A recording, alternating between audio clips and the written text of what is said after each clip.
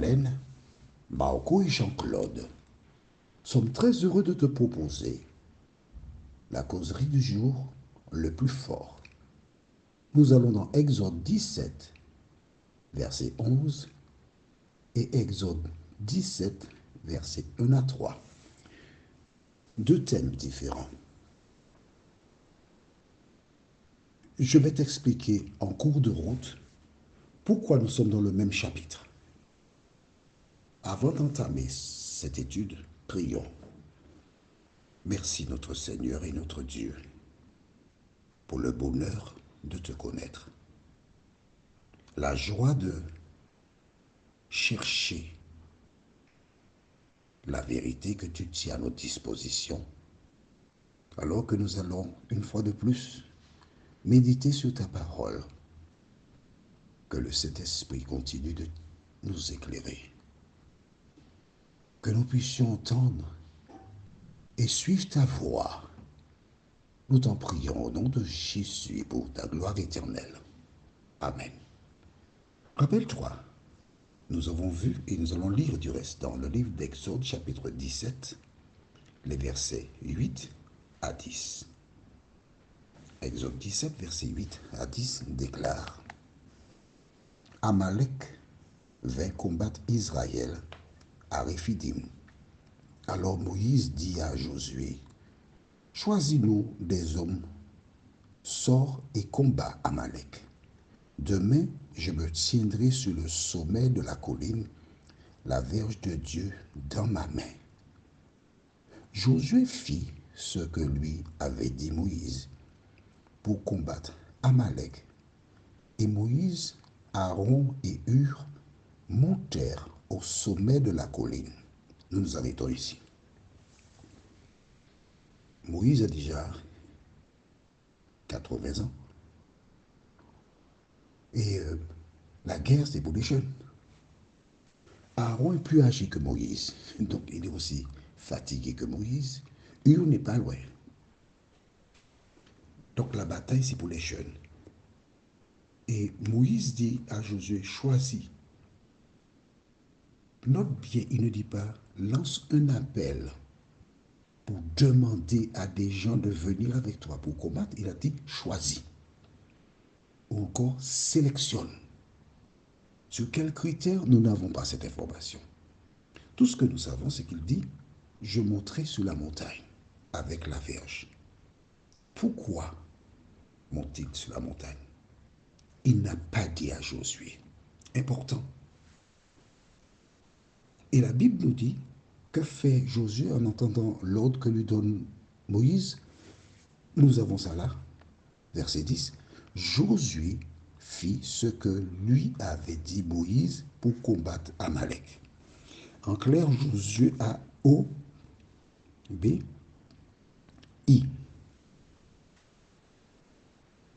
Toutes les personnes que Dieu appelle et qui répondent à son appel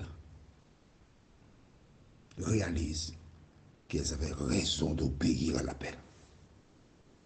Que s'est-il passé? Découvrons dans la lecture du jour, Exode 17, verset 11. Lorsque Moïse élevait sa main, Israël était le plus fort. Et lorsqu'il baissait sa main, Amalek était le plus fort. On ne dit pas ses mains, mais sa main. Pourquoi sa main? C'est écrit là. Alors, regarde, dis-moi. N'oublie pas que tu es à l'université, tu dois prendre des notes. Hein? Quelle main? La main droite, la main gauche? On n'a pas de précision, mais nous savons qu'il éleva une seule main. Pourquoi a-t-il élevé la main? Relisons dans le verset 9. Alors Moïse dit à Josué, choisis-nous des hommes, sors et combat Amalek. Demain, je me tiendrai sur le sommet de la colline, la verge de Dieu dans ma main. Alors, tu as trouvé la réponse? Ce n'est pas tout le temps que je te donne les réponses, je veux que tu réfléchisses, que tu analyses. Qu'avait-il? Il avait la verge de Dieu dans sa main. Pendant la bataille, il élevait la main vers le ciel. Et aussi longtemps que sa main était levée vers le ciel, Israël était le plus fort.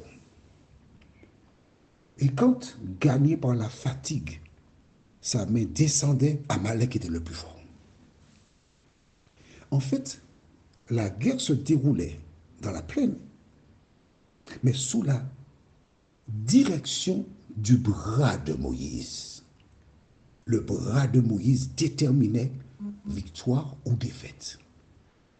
Aujourd'hui, qu'est-ce que cela représente? Alors, mamie, papi, maman, papa, qu'est-ce que ça représente? Tandis que ton enfant se trouve dans un foyer, ton rôle en tant que parent, ton rôle en tant que grand-parent, même si tu es à distance, c'est de lever tes mains vers le ciel par la foi, par la prière, pour présenter tes enfants à Dieu et demander à Dieu, au Seigneur, au Créateur, de protéger leur foyer, de protéger leurs enfants, de protéger leurs petits-enfants. Tu n'es pas là juste pour regarder les programmes télévisés, non. Mais en tant que grand-parent, personne âgée, tu es dans la maison, tu dois réserver des moments dans la journée pour la prière.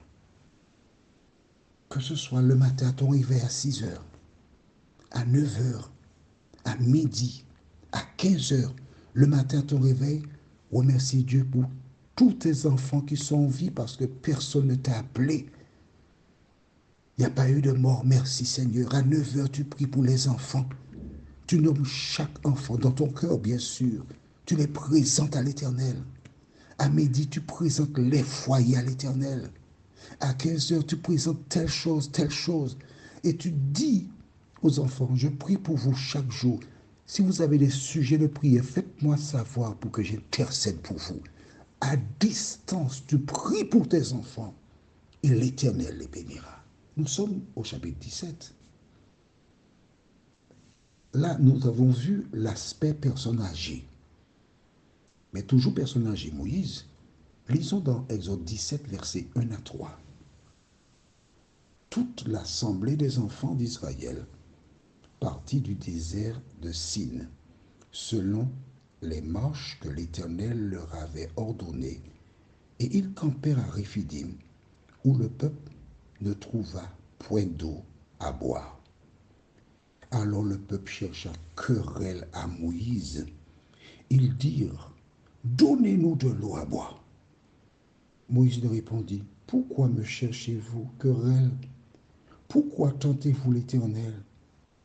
Le peuple était là, pressé par la soif, et murmurait contre Moïse. Il disait, pourquoi nous as-tu fait monter hors d'Égypte pour me faire mourir de soif avec mes enfants et mes troupeaux? Messieurs, messieurs, messieurs, être dirigeant n'est pas chose facile. Qui a sorti le peuple d'Égypte, Moïse ou l'Éternel? Tu as la réponse. Il n'y a pas d'eau. Que devaient faire ces personnes? Prier, demander à Dieu, Seigneur, nous n'avons pas d'eau, donne-nous de l'eau. Ils pouvaient prier, mais ils faisaient exactement comme aujourd'hui des membres dans des communautés qui dépendent des dirigeants. Mon ami, si tu es dans une communauté, tu dépends des dirigeants, tu as un problème. Tu dois dépendre que de l'Éternel, des armées et personne d'autre.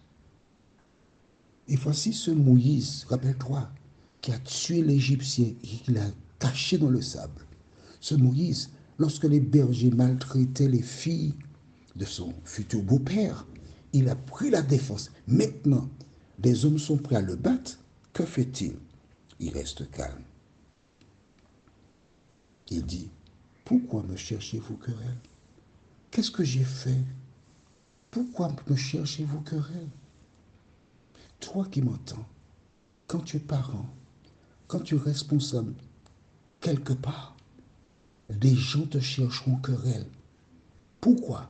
Parce que le diable les incite à te provoquer pour t'inciter à perdre la foi.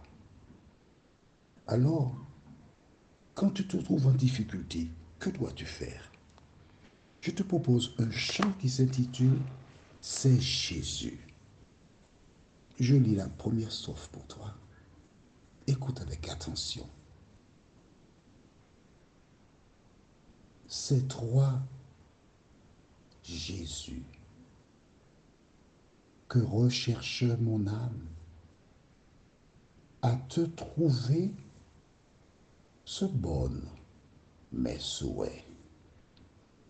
C'est ton regard que sur moi je réclame. Rends-moi, Seigneur, rends-moi ta douce paix. Je te lis la deuxième strophe. Jadis, j'errais dans les sentiers du monde, ne connaissant ni ton nom, ni ta loi. Tu me cherchas dans cette nuit profonde, et pour toujours m'en tiras par la foi. C'est toi, Jésus, que recherche mon âme. Quand tu regardes le Moïse impulsif et le nouveau Moïse, tu vois que l'Éternel l'a transformé. Et ce que Dieu a fait pour Moïse, il veut le faire aussi pour toi, aussi longtemps que tu te laisses conduire par lui. Prions. Notre Seigneur et notre Dieu, merci pour la parole. Merci parce que nous découvrons au fur et à mesure combien elle est riche, combien elle nous aide à grandir et nous tenir à l'ombre du Tout-Puissant. Seigneur, nous avons vu comment Moïse, en élevant la main vers le ciel, tu donnais la victoire à Israël. Mais nous avons vu ce même Moïse, dans le même chapitre, qui par le passé est impulsif, prêt à se bagarrer. Il face maintenant des individus qui sont prêts à le battre. Ce n'est plus le même homme. Seigneur, quel exemple pour nous aujourd'hui de découvrir ce que tu peux faire lorsque tu entres dans le cœur d'une personne. Merci Seigneur pour la révélation et continue de nous faire du bien, nous t'avons prié. Au nom de Jésus pour ta gloire éternelle. Amen. Que l'Éternel continue de te faire du bien. Notre prochaine étude sera Et Josué vainquit. Nous lirons dans Exode 17, versets 12 et 13 et Exode 17, verset 4. Notre thème c'est Et Josué vainquit. Exode 17, versets 12 et 13 et Exode 17, verset 4. Il me tarde de te retrouver